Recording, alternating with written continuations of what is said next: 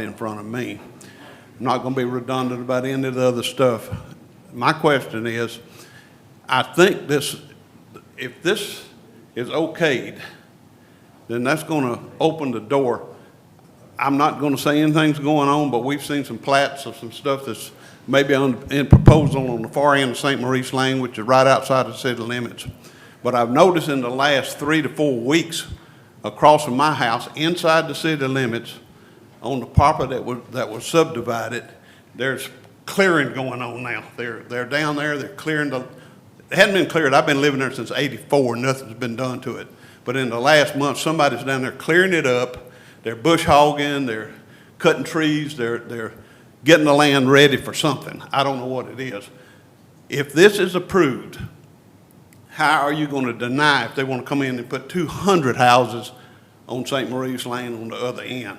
I think we've got to consider this. If we can't handle this, then we sure can't handle a bunch more. But if we can handle this, how are we going to say you can't handle it on the other end? And when you get that much more, not saying anything's going on, but it's something funny because it's all being cleared up now, and we've also seen some plats of some future things on the far end of St. Maurice Lane by this developer or another developer. I'm not sure who it is. Hold on a second, Roger. Let me make sure. Was that a question for the developer or is that a question for the commission?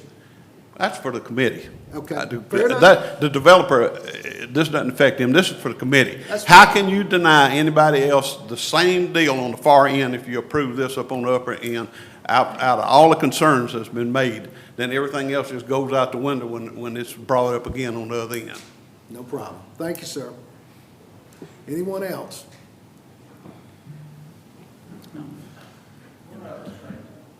Sure. 90 seconds, Carl. Come on up here just like I told Middendorf. I'm starting the timer. I've been told secondhand that the condition of St. Maurice is the city's responsibility. The question is when you're going to take responsibility and fix it. It is there's prime property on both sides of St. Maurice, and it looks like people are ready to move on it. So when is the city going to rehab and make St. Maurice Lane what it needs to be? And if you're not ready to do that, then you need to shut all this down until you do it so everybody has a fair shot at what can be done with that property. Or it'll look like dirt Blanchard before it's over with. I've been asking that question for a decade, Mr. Jones. All right. Anyone else want to speak against the application? Oh, the immediate income in Natchitoches is only $29,000. So I ain't gonna pay for a $225,000 house. All right. Anyone else in opposition? Is that the selling price of the house? That's what he testified to, or that's what I heard. But I'm getting old. Did anybody else hear anything different? It's in my notes. I wrote it down. $225,000 is in my notes. All right. Well, let's hear from the applicant or his designee. It's in my notes.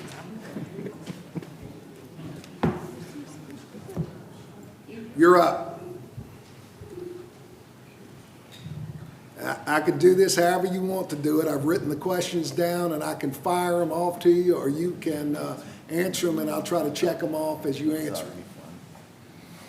I think this is a lot better than having them fire from you from the audience. Okay. One of the questions was who, I think I know the answer to this, but the responsibility of the detention ponds and the community center, whose responsibility is that going to be to maintain those? That will be the responsibility of the owner-developer, which is myself, until such time as it's ever determined that the common areas will be turned over to a homeowners association. There will be, if we turn it over to a homeowners association, what we'll do is put $1,500 per lot into a replacement and operating reserve account that then gets transferred to the homeowners association. So they'll start off with about $65,000 for the maintenance of the common grounds. Mr. Chairman, Yes, sir. may I ask a question? Sure.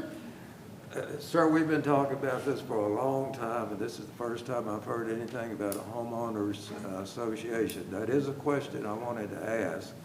So how much, Cannot hear it all. Can't hear anyone who's I'm sorry. will there be a homeowners association? Question number two. Part two, if so, what exactly will be the responsibilities of that association? We showed a copy of our proposed restrictive covenants that we would record that are required by this ordinance to have covenants. One of the covenants that is in there in compliance with the local ordinance is for the maintenance of that detention pond to be the responsibility of either the declarant applicant, which at this point in time is myself, until such time as a development is turned over to a homeowners association. And is there a specified amount of time before that turnover will happen? There is not. So you can do it at any point you want to? And the homeowners have no say in that? In terms of what, you're looking confused, I don't know why I'm confusing here, but what I'm asking is, you are saying that at some point in time, the responsibility of the detention pond and So- whatever else is going to be turned over to the homeowners association. But you cannot clarify exactly at what point in time that will happen, or what will determine when that will happen.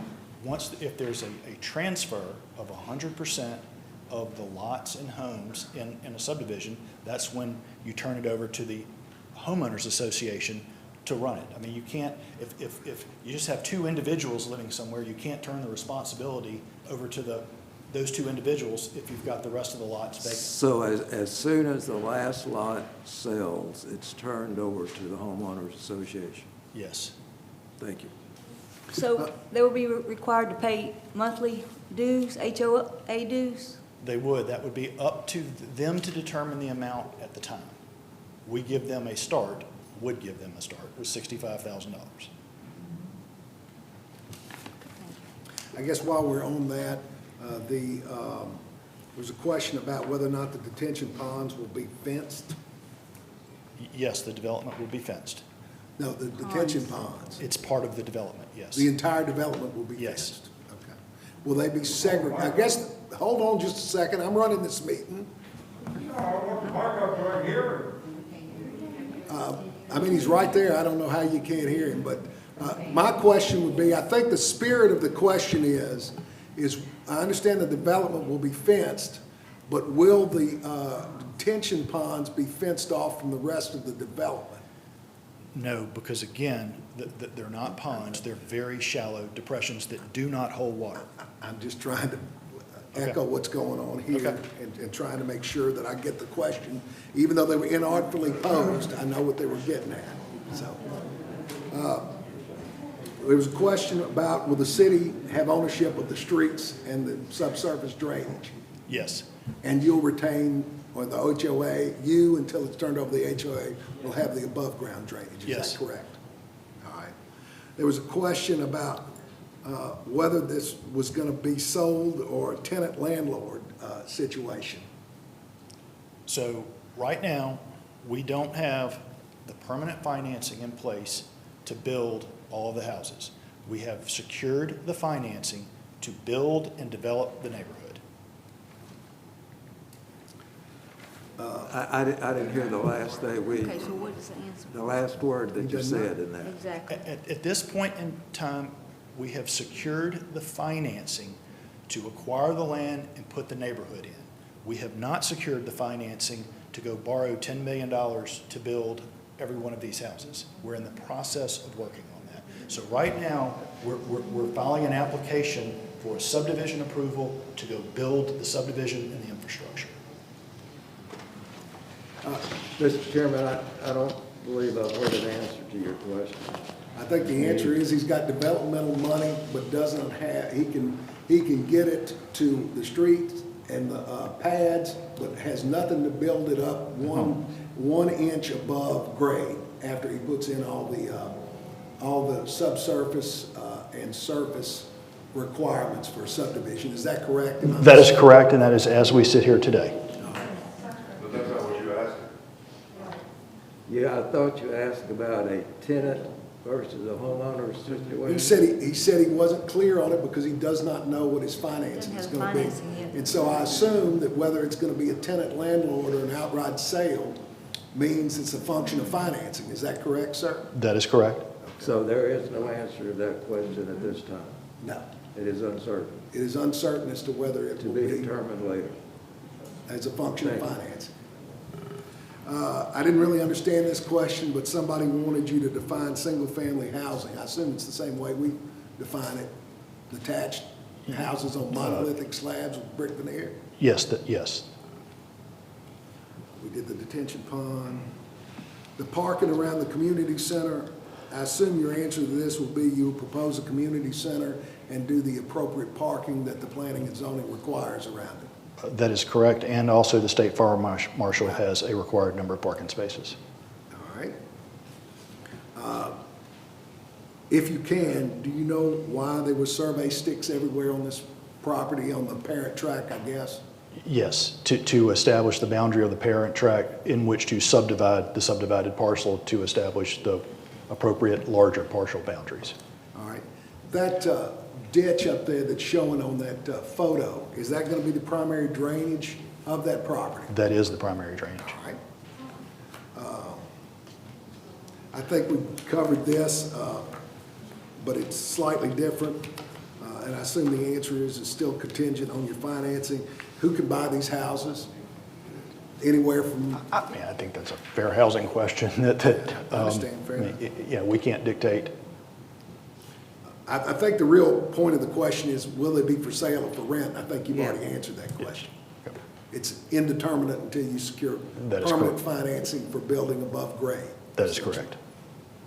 Are there current plans for further development of the additional 28 acres, any portion of the additional 28 acres of the Gahagan land? In light of this evening's events, absolutely not.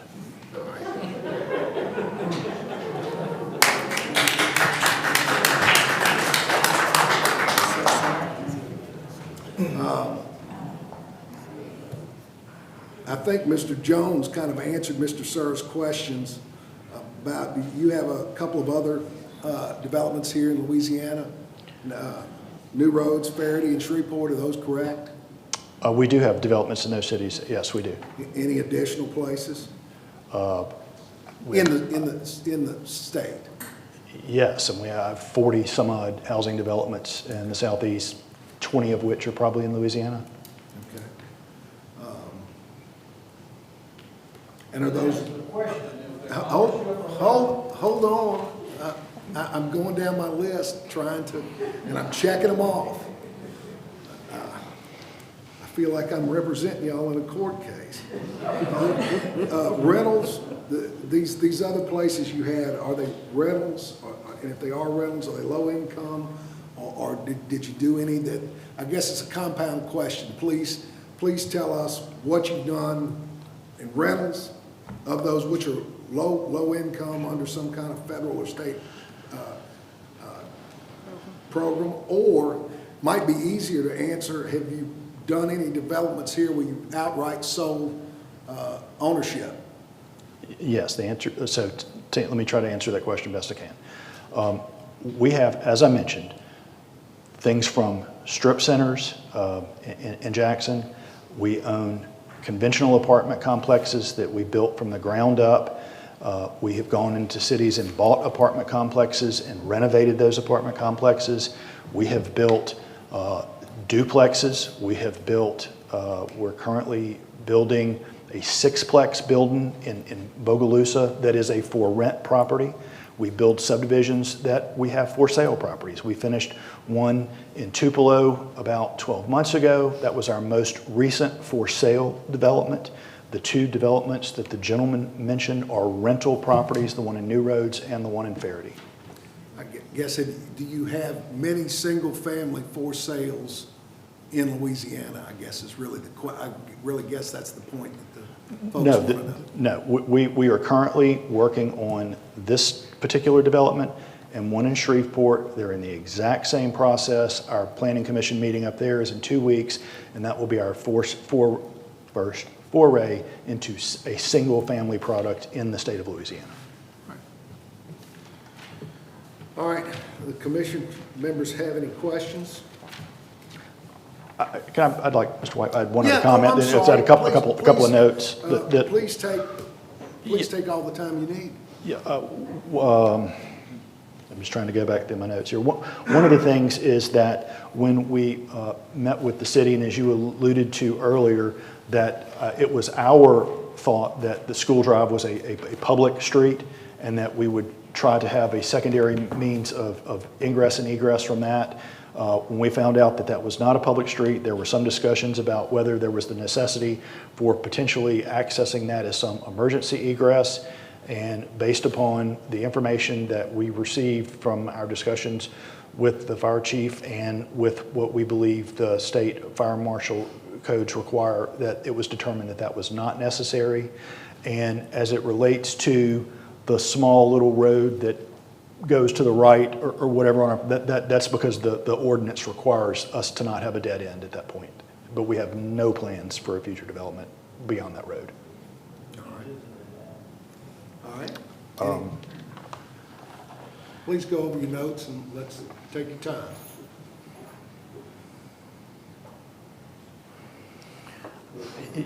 You know, we've been over it a bunch of times, and I continue to hear everyone's comments relative to the drainage in that area and the sensitivity to that. Again, all I can say is that I don't know about the plans that the municipality has for the drainage out in that area, but this development, because of the engineering, will have zero impact on the drainage. It's engineered to not do so. Okay? Any additional questions? Could I have some clarification? Sure. The engineer has determined that there will be zero impact. Is that the city's engineer, or whose engineer did that? It is the project engineer, and the city engineer concurred with that conclusion. I'm sorry, I didn't say that again. I didn't understand it. Our project engineer made those calculations and determination, presented that to the city's engineer, who concurred. You're an engineer employed by your organization calculated and made that decision, and it was more or less rubber stamped by the city engineer. Is that correct? I was not a part of that meeting. Okay. Thank you. All right. Any other questions by commission members? So this is not another fraud? Hold on. Any more questions by commission members? All right, we'll move. We're moving on to the discussion by the commission members now. We've had public input now for a couple of hours, and I think we're risking trotting the same trail. I'm not sure we're going to get any additional information. We've got the answers we're going to get, I believe. Who wants to start off?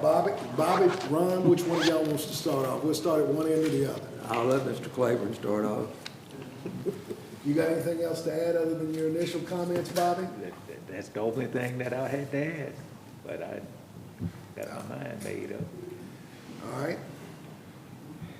Ms. DuBois? Well, I'll echo what I've heard others say. I do think this is a wonderful concept.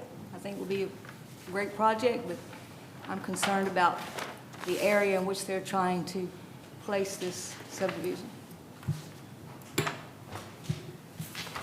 Mr. Lewis? Well, I would have to agree with what everyone else been saying, and like I say, my biggest deal is safety for the kids, because I used to ride my bicycle. I'm a bike rider, and I used to ride my bicycle down East Fifth all the time, early in the morning, and I stopped because I seen all those kids walking, going to school, and all the traffic that was there, and I told my wife, I do not want to see a kid get ran over. So I stopped riding my bike down there. I started riding the Cane River. Ms. Blake? Well, to be honest, I'm listening to the people. I've been where you are now. And when you have your community and you're so used to living in a community, and then when change come, and yeah, I live in a subdivision, one way in and one way out.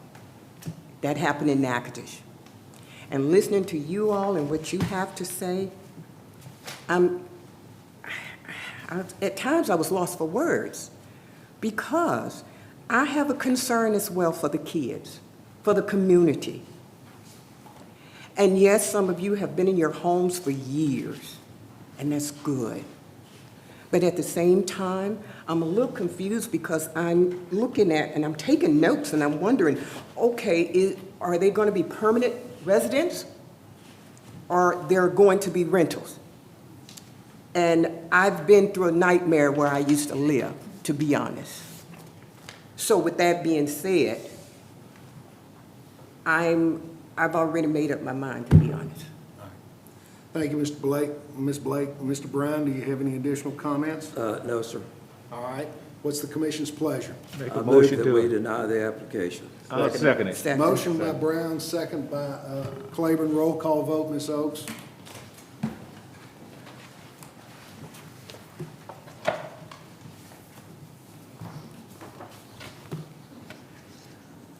Isaac Lewis, No. Ethel Blake, Wait a second, let me What are we back up. voting on? The motion before the chair is a vote to deny. So a vote for yes denies the application. A Yes. vote no takes a position, opposite position. Yes. Yes. Anita Du Bois, Yes. Ron Brown, Yes. Bobby Claiborne. Yes. All right. With that, the application is denied. Hold on just one second. We have one more piece of housekeeping. This action is subject to review by the city council within, an appeal can be filed within 10 days. Once it's filed within 10 days, it must be docketed with the city council within 45 days. There's no automatic scheduling, so I would suggest everyone keep tuned and I guess check with Ms. Oaks and Ms. Rock to see if it's been appealed, and if so, when it's going to be heard, because it's not automatically docketed. The action taken by the commission today is subject to an appeal. The appeal must be lodged with the mayor's office within 10 days in writing. That appeal is not automatically docketed like other actions we take. It has to be docketed within 45 days, so I can't tell you when it's going to be. I can tell you it'd be within 45 days of somebody turning in the appeal. So the point is, I would call Ms. Rock or Ms. Oaks or maybe the mayor's office and find out when they're going to put it on there. In fact, probably more appropriately is the mayor's office, because these ladies are sort of out of it at that point in time, and it would be elevated to the city council for a single hearing. It's not like a amendment to the ordinances where it's introduced one meeting and heard the next. It's docketed and heard on the day it's docketed. Did I misstate anything about that, Ms. Rock? No, you have not. All right. We've got these petitions we can file on the record, and I've got that Excel sheet on the lots, sizes, and numbers I want to file into the record. And with that, Mr. Claiborne, the floor is yours. Make a motion to adjourn. I second. Second by Ms. Du Bois. Stand adjourned.